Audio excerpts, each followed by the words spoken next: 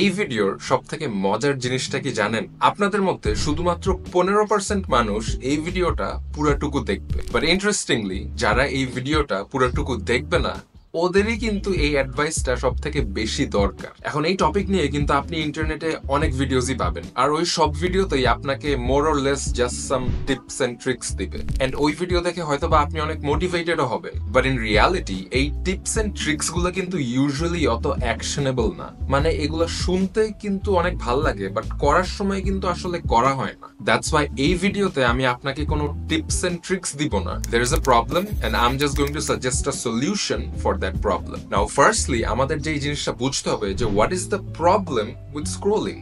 Scrolling করতে সমস্যাটা কোথায়? সমস্যাটা হচ্ছে আপনি যত বেশি স্ক্রোল করবেন আপনার অ্যাটেনশন স্প্যান তত কমতে থাকবে, আর আপনার অ্যাটেনশন স্প্যান যত কমবে আপনার প্রোডাক্টিভ হওয়ার অ্যাবিলিটিটাও তত কমবে, because you will get bored much quicker. So একটু চিন্তা করে দেখি, আপনি এই ভিডিওটা কেন দেখতেছেন? আপনি দেখতেছেন because you want to stop scrolling. And why do you want to stop scrolling? You want to stop scrolling because you want to do something better. You want to be more focused when you're studying or working on a business project.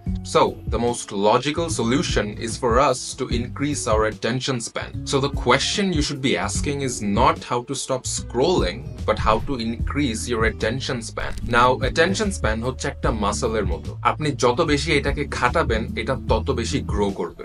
আপনি যখন কোনো একটা কাজ করতে করতে board হয়ে যাবেন, আপনার ব্রেক নিতে ইচ্ছা করবে, আপনার উঠে অন্য কিছু করার ইচ্ছা করবে, তখন সাথে সাথেই উঠে না গিয়ে আপনি নিজেকে এক্সট্রা আরো 3 মিনিট কাজ করার জন্য ফোর্স করবেন। পরে এটা 3 মিনিট থেকে আস্তে আস্তে 5 মিনিট করবেন, 10 মিনিট করবেন। এভাবেই আস্তে আস্তে আপনার এই মাসলটাকে খাটাবেন। তারপরেই দেখবেন এটা আস্তে আস্তে গ্রো হচ্ছে। আপনি এখন আর আগের মতো অত তাড়াতাড়ি বোর্ড হবেন না। আপনি আরো বেশি সময়ের জন্য কাজ করতে পারবেন, and you will be more productive. তখন দেখবেন আপনার আর মাইন্ডলেসলি স্ক্রোল করতেও অত ভাল লাগবে না। তখন আপনি চিন্তা করবেন যে আমি এগুলো কি করতেছি? আমি কিছুই করতেছি না, I am just wasting my time. তখন আপনি আপনার টাইমকে আরো ভ্যালু করা শিখবেন। And I'll see you in the next one.